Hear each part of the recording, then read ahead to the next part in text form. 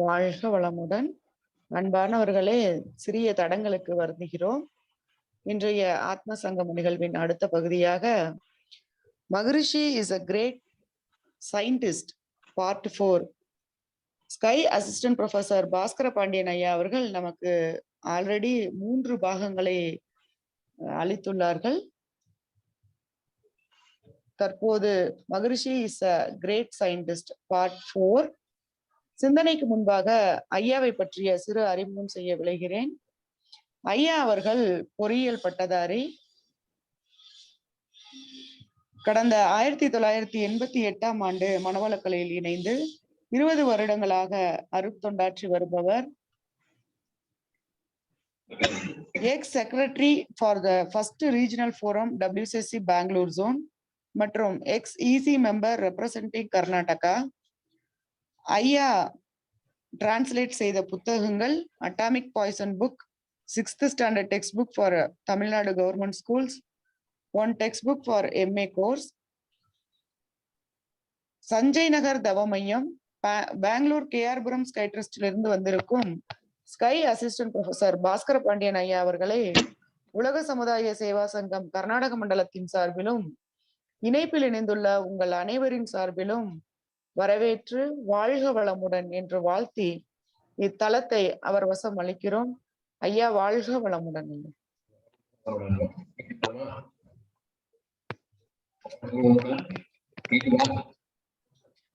ஐயா சரியா கேட்கலங்க.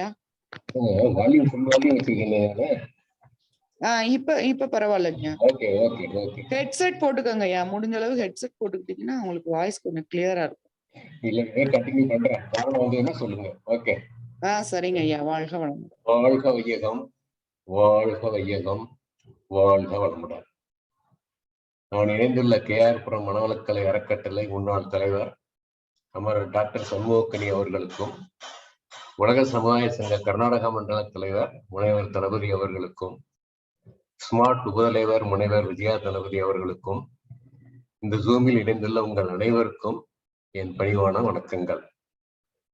இன்றைய தலைப்பு மகரிஷி ஒரு பெரிய விஞ்ஞானி, பாகம் 4. இது ஒரு விஞ்ஞான தலைப்பாக இருப்பதாலும் மொழிபெயர்ப்பு கடினமாக இருப்பதாலும் கடந்த 3 வகுப்புகளில் நான் ஆங்கிலத்தில் பேசினேன். அதை புரிந்து கொள்ள சிலர் கடினமாக இருந்திருக்கலாம். மாற்றாக இன்று நான் சில கடினமான பவர் பாயிண்ட் ஸ்லைடுகளை மட்டும் ஆங்கிலத்திலும் என் விளக்கத்தை தமிழிலும் பேசுவதாக முடிவு செய்துள்ளேன். எப்பொழுது உங்களுக்கு புரியவில்லையோ உடனே நீங்கள் கை உயர்த்தி விளக்கம் கேட்கலாம் அல்லது என் பேச்சின் முடிவில் கேட்கலாம். குரு வாழ்க, குரு வணக்கம். குரு வேதாத்திரி மகரிஷியுடன் சூட்சுமமாக இணைந்து என் உரையை துவங்குகிறேன்.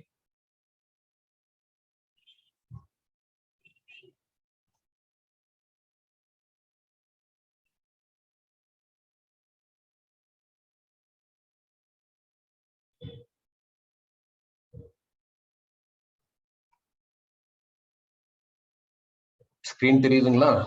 தெரியுதுங்க. Okay okay. வாழ்க வளமுடன். வாழ்க.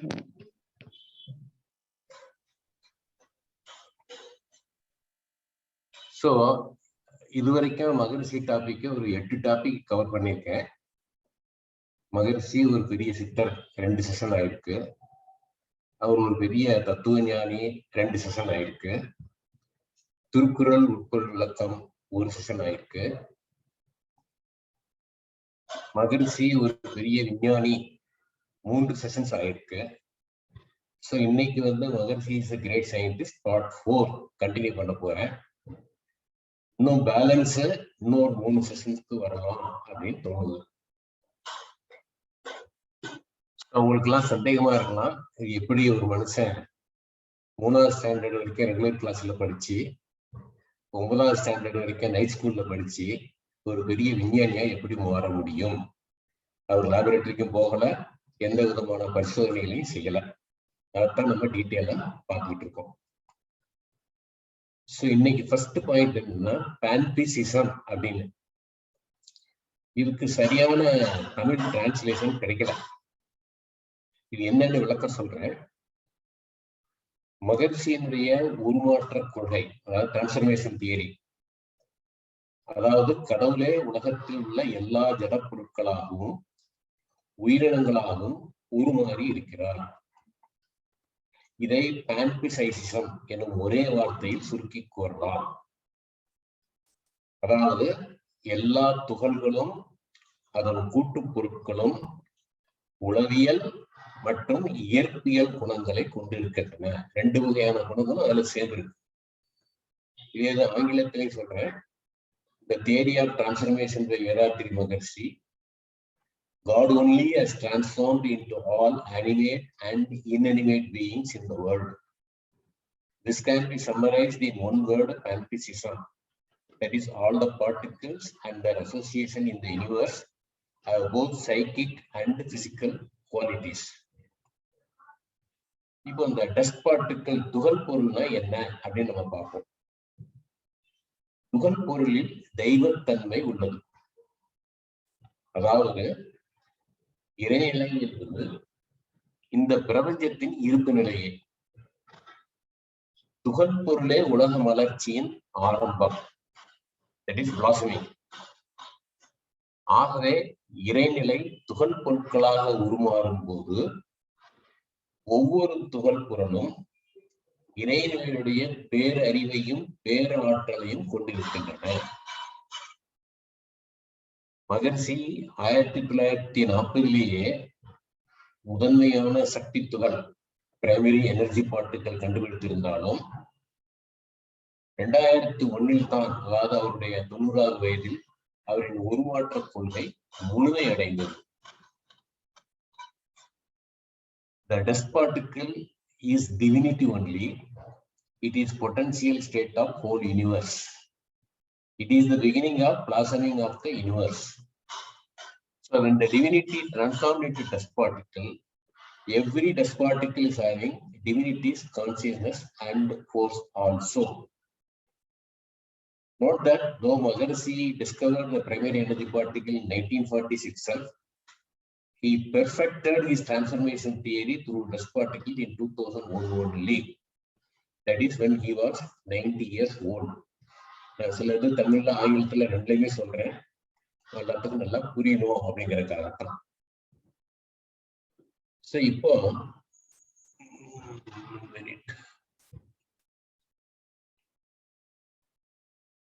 இந்த துகள் பொருள் மூலகங்கள் பீரியாடிக் அட்டவணை, அதாவது பீரியாடிக் டேபிள்ஸ், கெமிஸ்ட்ரி படிச்சவங்க எல்லாத்துக்கும் தெரிஞ்சிருக்கோம். அதை பார்க்கலாம். நம்ம இந்த எலக்ட்ரான், புரோட்டான், நியூட்ரான் ஆகியவை துகள் பொருள் என்ற மூலத்திலிருந்து வந்தவை. அதுக்கு ஆரிஜின். சூழ்ந்தழுத்தும் ஆற்றலால் அவைகளுடைய சுற்றும் வேகம் குறையும் போது நேர்மறை எதிர்மறை அழுத்தம் குறைந்து வித்தியாசமான குணங்கள் அமைகின்றன. அதாவது அவைகளின் எண்ணிக்கை மாறுபட்டு அவை திடப்பொருள், திரவம், வாயு, கடினம், நிறம், சக்தி ஆகிய வித்தியாசமான குணங்கள் அமைகின்றன. இதை பத்தி சயின்ஸ்ல இருந்து இன்னும் எந்த விளக்கமுமே இல்லை. பீரியாடிக் டேபிள் நீங்க எல்லாம் பார்த்துருப்பீங்க. அந்த count of electrons, protons, neutrons vary ஆகுது. அதை வச்சு அந்த குணங்கள்லாம் வேரி ஆகுது.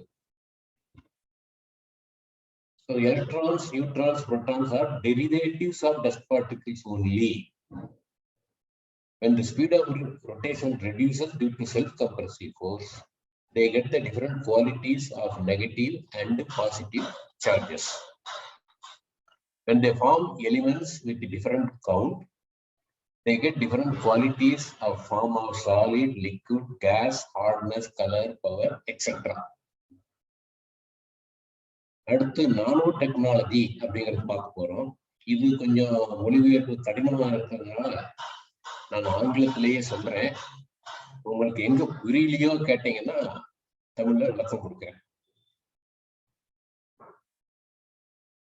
Nanotechnology deals with the understanding and control of matter at dimensions between approximately 1 to 100 nanometers, where unique phenomena enable novel applications.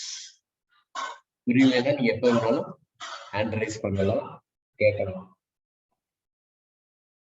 More specifically, nanotechnology is the imaging, modeling, measuring, design, characterization, production, and application of the structures, devices, and systems by controlled manipulation of size and shape. At the nanometer scale, it is atomic, molecular, and macromolecular scale, that produces structures, devices, and systems with at least one novel superior characteristic or property. So the nanometer in size, 1 nanometer equals 10 power minus 9, 0.1 meter. அது ஒரு simple அண்டர்ஸ்டாண்டிங்காக 2 example கொடுத்துருக்கேன். Human red blood cell is about 7,000 nanometer wide, whereas human hair is 50,000 to 1 lakh nanometer thickness. So size இப்போ புரியும் நினைக்கிறேன் உங்களுக்கு. Nano engineering ஒரு branch வந்திருக்கு. It is a branch of engineering that deals with all aspects of the design, building, and use of engines, machines, and structures on the nanoscale. At its core, nanoengineering deals with nanomaterials and how they interact with useful material structure, devices, and systems. The nanoengineering is not exactly a new science, but rather an enabling technology with applications in most industries, from electronics to energy, medicine, and biotechnology. Next comparison on the DNA. Ongoing development of DNA, that is deoxyribonucleic acid nanotechnology. The DNA, உங்களுக்கு தெரிஞ்சிருக்கும், DNA, genes, அதெல்லாம் உங்களுக்கு தெரிஞ்சிருக்கும். The fundamental building block of our genetic has become an intense nanotechnology research field. Nanotechnology researchers use it to create artificial, rationally designed nanostructures for diverse applications in biology, chemistry, and physics.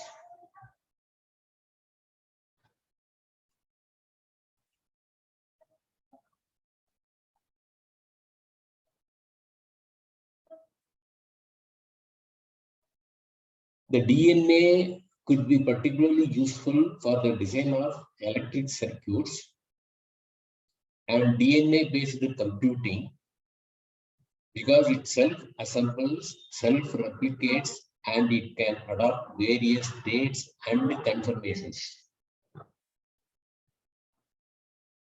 Compared to the traditional long-term storage method that uses precise reels of magnetic tape, the DNA storage is potentially less expensive, far more physically compact, more energy efficient, and longer lasting. The DNA survives for hundreds of years and does not require maintenance. Files stored in the DNA also can be very easily copied at negligible cost. So இதுவரைக்கும் என்னால சரியா translate பண்ண முடியல, ஆங்கிலத்தில் சொல்லியிருக்கேன். இதுல எல்லாம் புரிஞ்சிருந்ததுன்னா சரி, புரியலன்னா நீங்க கொஸ்டின் கேட்கலாம். நெக்ஸ்ட் டாபிக் போறதுக்கு முன்னாடி எனி கொஸ்டின்ஸ்? ஒன்றும் இல்லை. So I'll continue. Electron, proton, neutron. மகர்ஷியிட்ட ஒரு கேள்வி கேட்கிறாங்க, அருட்தந்தை அவர்களே, எலக்ட்ரான், புரோட்டான், நியூட்ரான் இந்த மூன்றில் எதை வேதான் என்று அழைக்கிறோம்? உங்களுக்கு வேதான் பற்றி தெரியும், பிரைமரி எனர்ஜி பார்ட்டிகள், மகர்ஷி முதல்ல கண்டுபிடிச்சது. அதுக்கு பேர் வச்சது அழகர் ராமானுஜம்.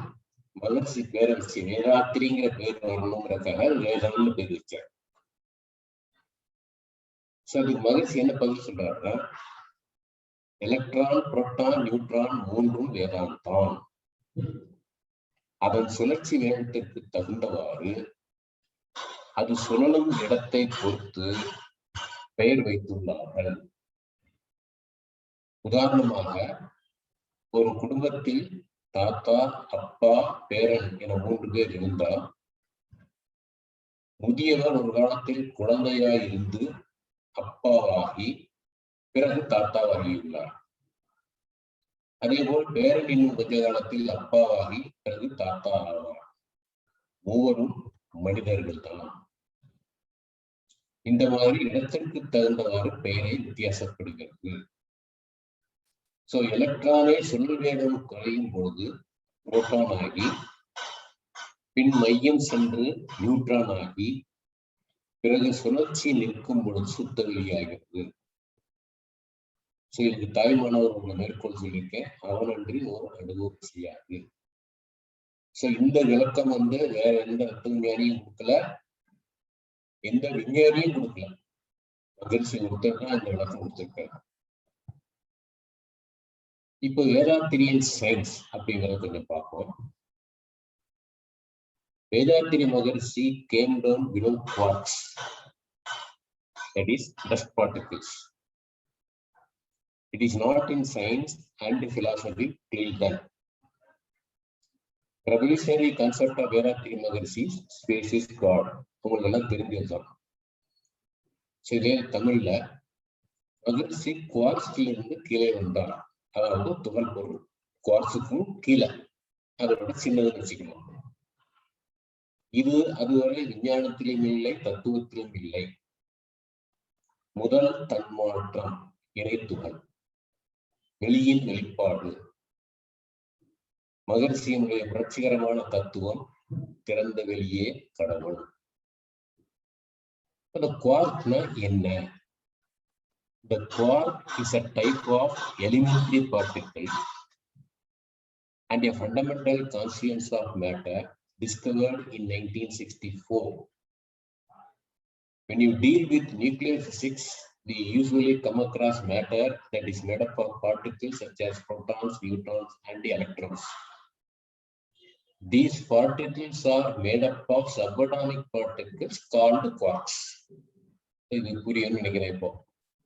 இதே தமிழ்ல குவார்க் என்பது 1964 கண்டுபிடிக்கப்பட்ட ஒரு அடிப்படை பொருளின் உறுப்பு. அணு பௌதிகத்தில் நியூக்ளியர் பிசிக்ஸ் பொருள் என்பது எலக்ட்ரான், புரோட்டான், நியூட்ரான்களால் ஆனது. அது நமக்கு எல்லாம் தெரிஞ்சதுதான். இந்த பொருட்கள் எல்லாம் அணுவிற்கு கீழே வருகின்றன. இப்ப நம்ம காந்த தத்துவத்துக்குள்ள போறோம்.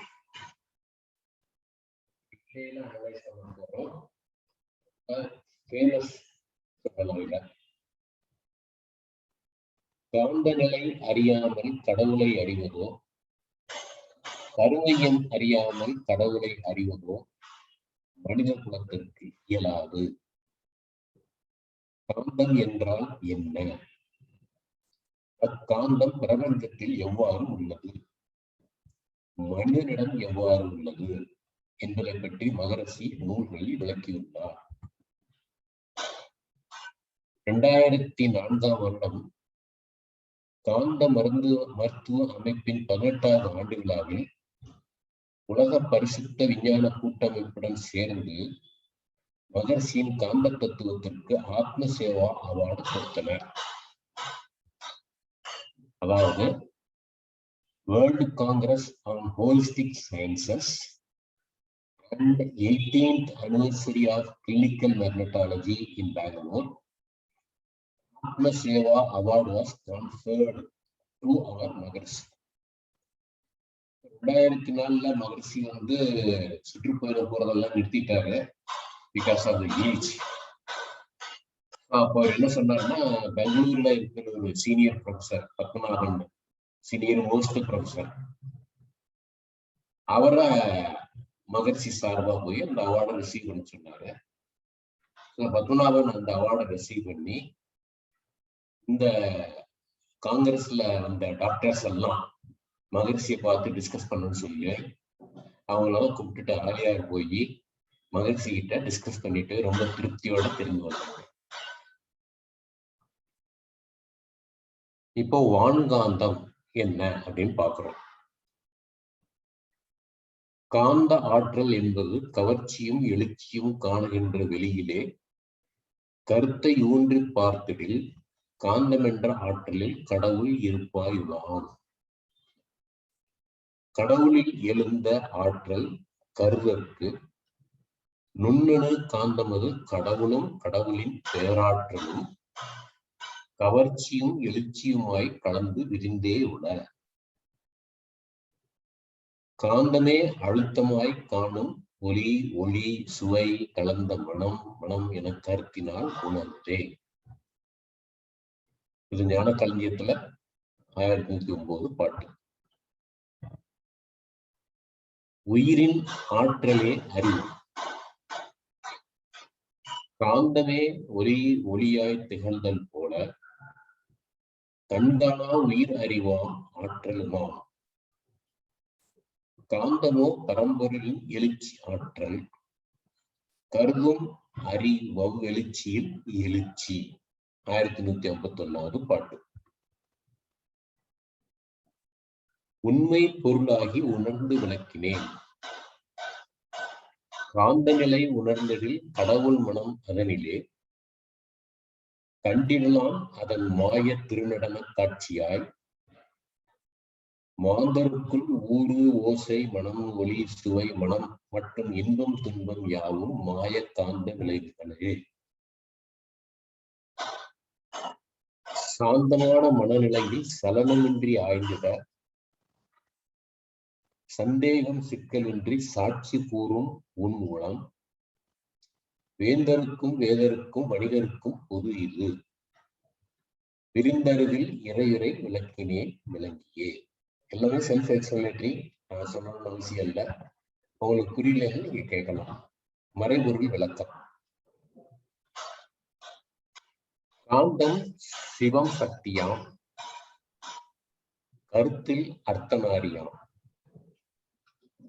காட்டானாம் அரூபமும் காணுகின்ற உருவமும் காந்த ஆற்றல் என்று உணர்ந்தோர் ஆனா 8 ஊனா 2 என்றனர். கடவுள் உயிர் சேர்க்கையே காந்தம் என்ற கருத்திலே காந்தமதை குண்டலினியாய் காட்டினார் அகத்தவம். காணுருவம் ஒளி ஒளி கருது சுவை மனம் மனம் காந்தமதன் மாற்றமே கவர்ச்சி தன்மை இரண்டிலே. காந்தமதன் உட்பொருளே கடவுள் வேதம் மறைபொருள். முற்றறிவு. எந்த ஒன்று அறிந்ததில் இறைவன் முதல் உயிர் வரை எல்லாவற்றையும் உணர்த்துமோ அதுவே காந்தமோ. முந்தையோர்கள் அகத்தவத்தால் முற்றுமிழ்ந்த போதிலும் மொழிவதற்கு உவமையின்றி முட்டி மோதி நின்றனர். காந்தம் எப்ப புரியுதோ அப்பதான் நமக்கு இறைவன் முதல் உயிர் வரை புரியும். அந்த காந்தம் உணர்த்தும். முந்தையவர்கள் சித்தர்கள் அவர்களுக்கெல்லாம் அகத்தவத்தால் அந்த காந்தத்தை பற்றி தெரிஞ்சிருந்தார் கூட அதை விளக்கம் சொல்றதற்கு முட்டி மோதி நின்றனர். மொழிவதற்கு ஓமையின்றி முட்டி மோதி நின்றனர் அப்படிங்கிறார் மகர்ஷி. இந்த நாள் விஞ்ஞானமோ ஏற்றம் பெற்றதானதை இயங்கிடும் மின்சாரம் மூலம் எல்லோருக்கும் உணர்த்தலாம்.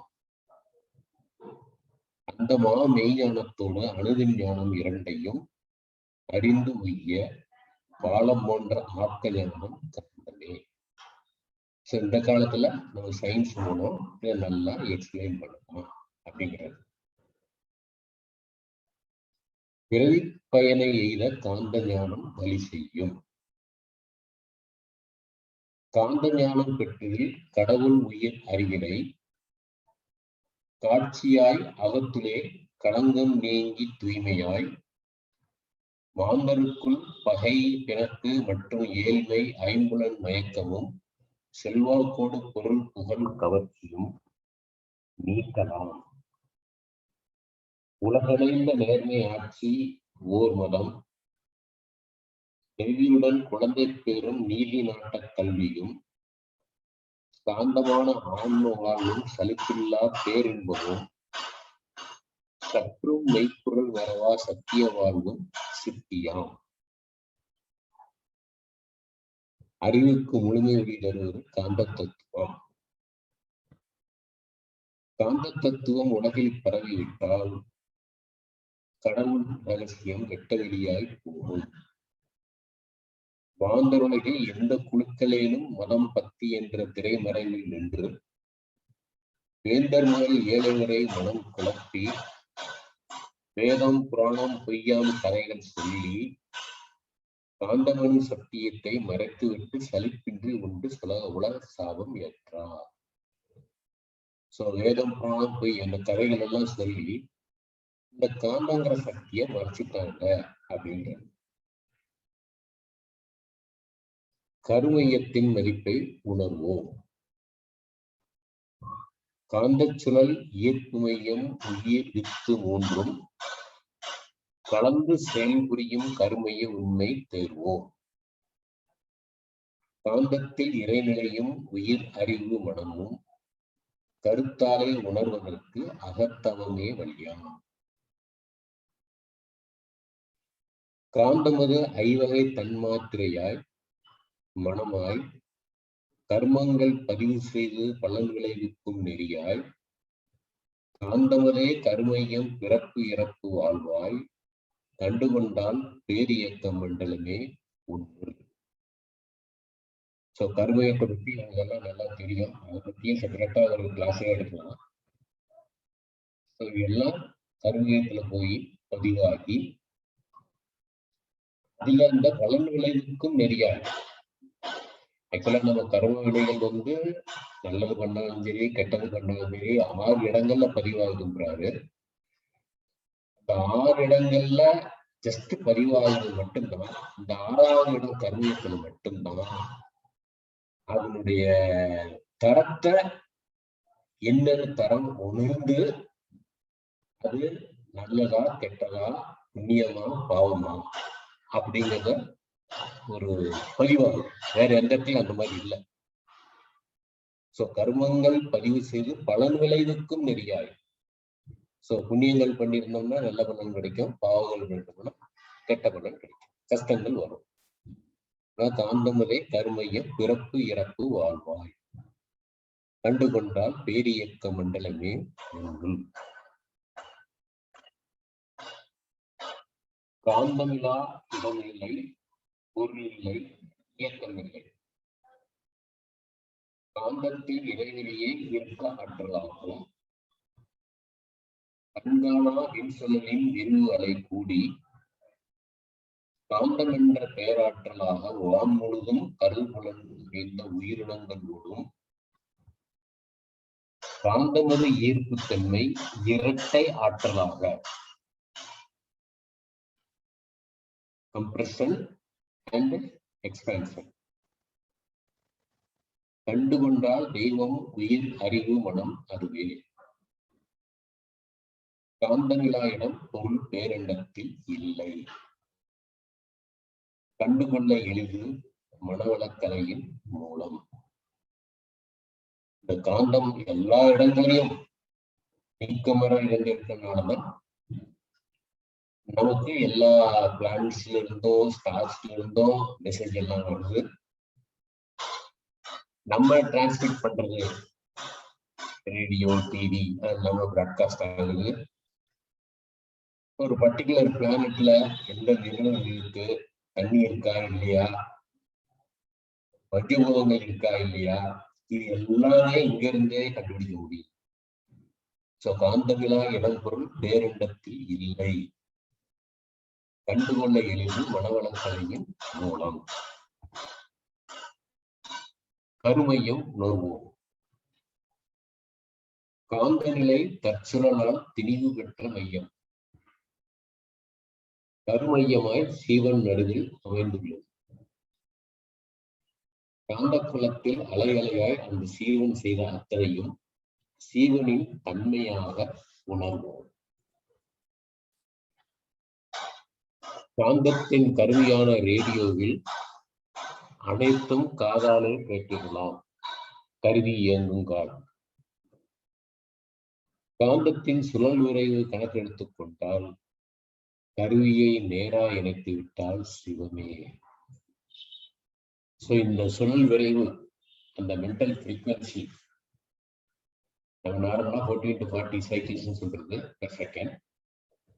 அதை எவ்வளவுக்குள்ள நம்ம குறைக்கிறோமோ அவ்வளவுக்குள்ள நம்ம கடவுள் பக்கத்துல போறோம். கடவுளுடைய ஃப்ரீக்வன்சி வந்து 1 to 3 சைக்கிள்ஸ் பெர் செகண்ட். மனதுல ஒரு எண்டுல நம்ம இருக்கோம், இன்னொரு எண்டுல கடவுள் இருக்காரு. இந்த மாதிரி கடவுளை இந்த ஃப்ரீக்வன்சி மூலம் ஒரு விளக்கம் கொடுத்தோம் நம்ம பேசலாம்.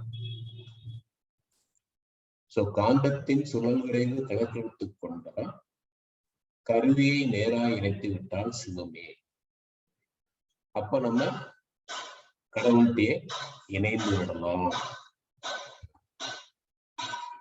கருமைய சிறப்பு. உலகெங்கும் ரேடியோவில் ஒலி அலைகளாய் அனுப்பும் செய்தி எல்லாம் கலந்தொன்றாய் வான்காந்த களத்தில் உள்ள.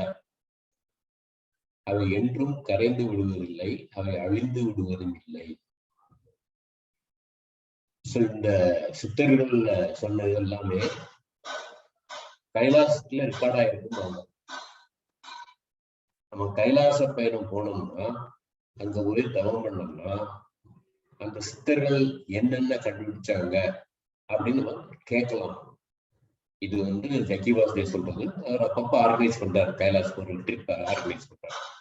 சும்மா போய் பார்த்துட்டு பிரயோஜனம் இல்லை. மனோலக்கலை பயிற்சி பெற்று இருக்கணும், அங்க போய் தவம் பண்ணணும். அப்பதான் அந்த சித்தர்கள் என்னென்ன சொன்னாங்கன்னு நம்ம உணர முடியும். கலந்தொன்றாய் வான்காந்த களத்தில் உள்ள அவை என்றும் கரைந்து விடுவதில்லை, அழிந்து விடுவதும் இல்லை. சில குறிப்பிட்ட செய்தி ஒருவருக்கு வேண்டுமெனில் தகுதியான சூழ்நிலை அமைத்து கேட்டால் சிக்கலின்றி அந்த செய்தி சிறிதும் கலையாமல் நாம் கேட்கின்றோம். நம்ம மனசுலயே நம்ம ஏதோ ஒண்ணு ரெக்கார்ட் பண்ணியிருக்கோம், ஒரு பர்டிகுலர் இன்சிடென்ட், யாரோ ஒருத்தர் பேசியிருக்காரு, நம்ம ரெஸ்பாண்ட் பண்ணியிருக்கோம். அது எந்த ஃப்ரீக்வன்சில நம்ம கருவியத்துல ரெக்கார்ட் ஆயிருக்கோ, பதிவாயிருக்கோ, அந்த ஃப்ரீக்வன்சிக்கு போனோம்னா அது நமக்கு நினைவுக்கு வரும், நாம் உணரலாம்.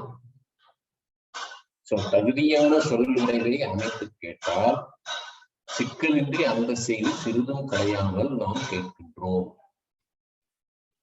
இது நம்ம தவம் பிராக்டிஸ் பண்ணாதவங்களுக்கு, மனவளக்கலை தெரியாதவங்களுக்கு இது கஷ்டம். ஆனா மனவளக்கலை தவம் பிராக்டிஸ் பண்ற நமக்கு அந்த ஃப்ரீக்வன்சி சேஞ்ச் பண்றது மிகவும் எளிது. ஏதாவது ஒரு பொருள் காணா போச்சு, அதை நம்ம கண்டுபிடிக்கணும்னா மற்றவங்க ரொம்ப கஷ்டப்படுவாங்க. ஆனா நம்ம மென்டல் ஃப்ரீக்வன்சியை சேஞ்ச் பண்ணிக்கிட்டே வந்தோம்னா அது எந்த டைம்ல அந்த பொருள் காணாம போச்சோ அந்த டைம்ல நம்ம மென்டல் ஃப்ரீக்வன்சி என்ன இருந்ததோ அந்த ஃப்ரீக்வன்சிக்கு போகும்போது ஞாபகம் வரும். இந்த மாதிரி நிறைய பேர் சொல்லியிருக்காங்க. அந்த ஃப்ரீக்வன்சி போகும்போது நமக்கு எல்லாமே ஞாபகம் வரும் அப்படின்னு. நில உலகில் சீவர்களின் கருமையம் அதுவரையில் சுருக்கி வைத்த நிலையான தன்மையாக அமைந்து அது இயற்கை நீதியாய் நிற்கும். கருமையின் தூய்மை. காந்த நிலை அறியாமல் கடவுள் நிலை அறிவதோ, கருமையம் அறியாமல் அறிவினை அறிவதோ, மாந்தராக வாழ்கின்ற மாண்புடைய எவருக்கும் மாற்று வழி தத்துவத்தில் விஞ்ஞானத்தில் இல்லையே. தத்துவத்திலையும் சரி விஞ்ஞானத்திலையும் சரி மாற்று வழி கிடையாது. எப்ப நம்ம காந்த நிலையை புரிஞ்சு கொள்றோமோ அப்பதான் கடவுளை பத்தி நமக்கு தெரியும்.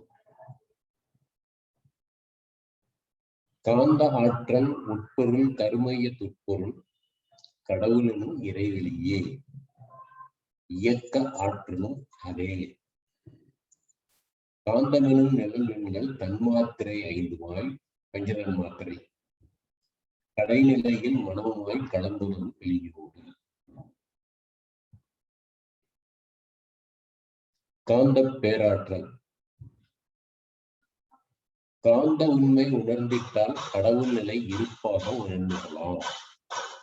இது எந்த காலத்திலும் அழிவதில்லை.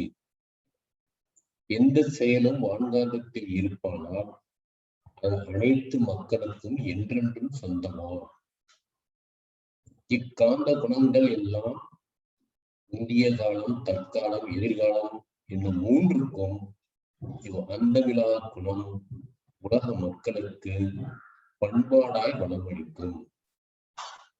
சிந்தனையில் உணர்ந்தோரை சீர்தூக்கி எண்ணுவதும் செய்வதும் தான் சிறப்போ மற்றோ அளிக்கும் செயல்நிலை தத்துவத்தின் சிறப்புணர்வில். Last slide. பிரபஞ்ச சகோதரத்துவம்.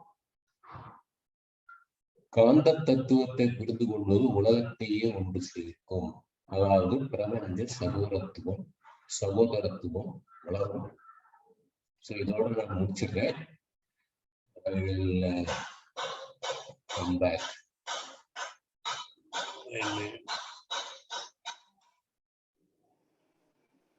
வாழ்க வளமுடன் ஐயா.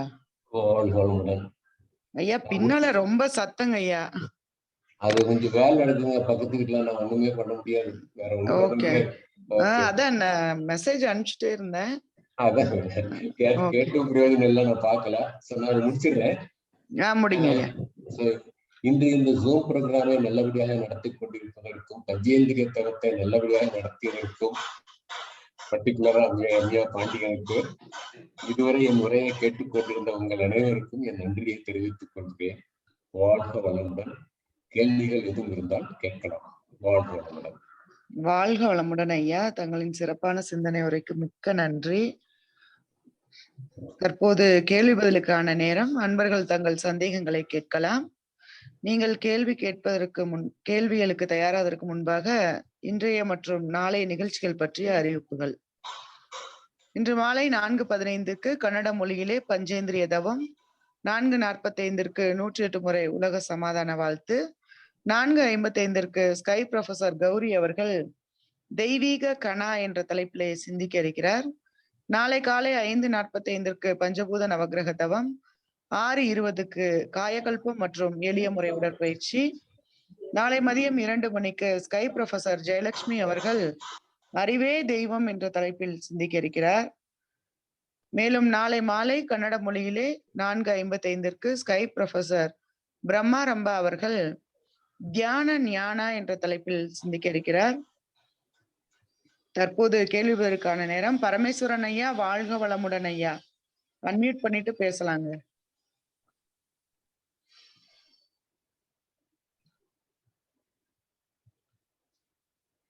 பரமேஸ்வரன் ஐயா, வாழ்க வளமுடன். அன்மியூட் பண்ணிட்டு பேசலாங்க ஐயா.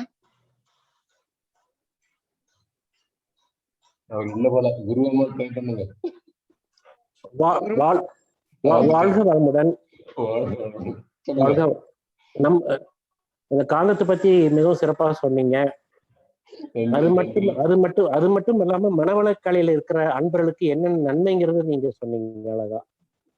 ஒண்ணு வந்துங்க, இமயமலைக்கு போய் நாம தவம் செய்தால் என்னங்க, மனவளக்கலை மன்னர்கள் தவம் செய்தால் நம்ம சித்தர்கள் என்ன நினைத்தார்களோ அது நமக்கு கிடைக்கும்னு சொன்னீங்க. அது ஒரு செய்தி. அதே மாதிரி நம்ம தொலைந்த பொருட்களை அதே ஃப்ரீக்வன்சில நம்ம போயிட்டே இருந்தோம்னா அந்த ஃப்ரீக்வன்சி வந்ததுன்னு அதுவும் தெரியும்னு சொன்னீங்க. இது ரெண்டும் நான் இன்னைக்கு தெரிஞ்சுக்கிட்டு உங்கள் மூலியமா தெரிஞ்சுக்கிட்டது என்னங்க. காந்தம் கடவுள்ன்றது நீங்க சிறப்பா சொன்னீங்க. இது அடிஷன் டு திஸ் இது ரெண்டு நல்லா சொன்னீங்க. நான் சமீபத்துல சார் இந்த கைலாச பத்தி எனக்கு ஒரு இன்ஃபர்மேஷன் வந்தது என்னங்க, அத உங்களோட பகிர்ந்து கொள்ள விரும்புறேன். எவரெஸ்டுக்கு போனாங்க. கைலாஸ் விட எவரெஸ்ட் 4000 meters ஆனா எவரெஸ்டுக்கு போனவங்க அதை போய் டச் பண்ண முடிஞ்சது அந்த ஆல்டிடியூட. பட் கைலாசத்துல இவன் இது 4000 மீட்டர் ஹைட் இருந்தா கூட அதை போக முடியல அப்படின்னு சொல்லி ஒரு ஆராய்ச்சி சொல்லியிருக்காங்க. ஆராய்ச்சியில காரணம் என்னங்கன்னா, அங்க இருக்கிற அந்த புவியீர்ப்பு சக்தி அது மேல ஏறவங்களுடைய ஏஜ் இன்க்ரீஸ் பண்ணுதுங்களாம். நம்ம 60 வயசு சார் 50 வயசு நம்ம ஏறும் போது ஒரு 10 அடி ஏறினாவே இங்க வயசு 60 ஆயிருமாமா இந்த சக்தி. அதனால they cannot able to reach that ன்னு சொல்றாங்க என்ன. அதனால நிறைய சிறப்புகள் அந்த எவரெஸ்ட் இது கைலாசத்துக்கு வந்து நிறைய சிறப்புகள் இருக்கு. மானசரோவர் வாட்டர் வந்து ஸ்வீட்டா இருக்கும், அது பக்கத்துல இருக்கிற ஏரி வந்து சால்ட்டா இருக்குன்னு அதெல்லாம் சொல்லியிருக்காங்க என்னங்க. ஸோ நீங்க சொன்ன மாதிரி அங்க போய் தவம் பண்றதுக்கு இறைவன் அருள் புரியணும் சார். எனக்கு கைலாஸ் போன ஒரு ஆசை இருக்கு என்னங்க. நானும் அது போகணும்னு விருப்பப்படுறேன். ஏஜ் ஆயிட்டே போகுது, எப்ப இறைவன் அதுக்கு வந்து கொடுப்பாருன்னு தெரியல.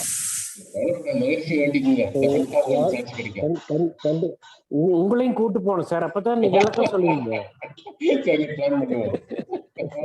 Right sir. வாழ்க வளமுடன். வாழ்க வளமுடன். நன்றி ஐயா, வாழ்க வளமுடன். குருவமால் அம்மா அன்மியூட் பண்ணிட்டு பேசலாங்கம்மா. வாழ்க வளமுடன்.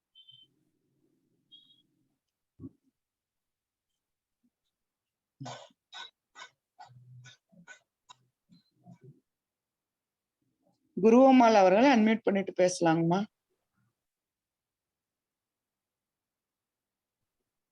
ஐயா, நிகழ்ச்சிகளை நிறைவு செய்து கொள்ளாங்கய்யா.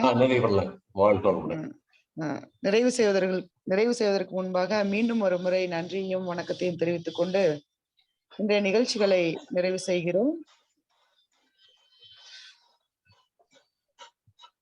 நிகழ்ச்சிகளை நிறைவு செய்வதற்கு முன்பாக மகிழ்ச்சி இஸ் அ கிரேட் சயின்டிஸ்ட் என்ற தலைப்பிலே சிந்தனை உரையாற்றிய ஸ்கை அசிஸ்டன்ட் ப்ரொஃபசர் பாஸ்கர பாண்டியன் அவர்களை மன்ற முறைப்படி வாழ்த்த கடமைப்பட்டுள்ளோம்.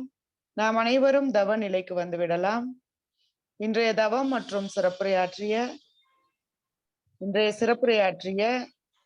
Sky assistant professor Bhaskara Pandian அவர்கள் வாழ்க வளமுடன். அவர்தம் உடல் நலம் வாழ்க வளமுடன். அவர்தம் அன்பு குடும்பம் வாழ்க வளமுடன். அவர்தம் ஆன்மீக தொண்டு வாழ்க வளமுடன். இன்றைய ஆத்ம சங்கம நிகழ்ச்சிக்காக இணைப்பில் இணைந்துள்ள அனைத்து மனவளக்கலை அன்பர்களும் அவர்களின் குடும்பங்களும் வாழ்க வளமுடன். கர்நாடக மாநிலத்தில் உள்ள அனைத்து மனவளக்கலை மன்றங்கள் அவற்றின் பொறுப்பாளர்கள் அவர்களின் குடும்பங்கள் வாழ்க வளமுடன். நிகழ்ச்சி நடைபெற உறுதுணையாக இருக்கின்ற உலக சமுதாய சேவா சங்கம் கர்நாடக மண்டலத்தின் தலைவர் அவர்கள் வாழ்க வளமுடன். உலக சமுதாய சேவா சங்கம் கர்நாடக மண்டலத்தின் ஸ்மார்ட் துணைத் தலைவர் அவர்கள் வாழ்க வளமுடன். வாழ்க வையகம், வாழ்க வையகம், வாழ்க வளமுடன். தற்போது உலக நல வாழ்த்து. அன்பர்கள் உலக நல வாழ்த்து முடியும் வரை தயவு செய்து இணைப்பில் இருங்கள். வாழ்க வளமுடன்.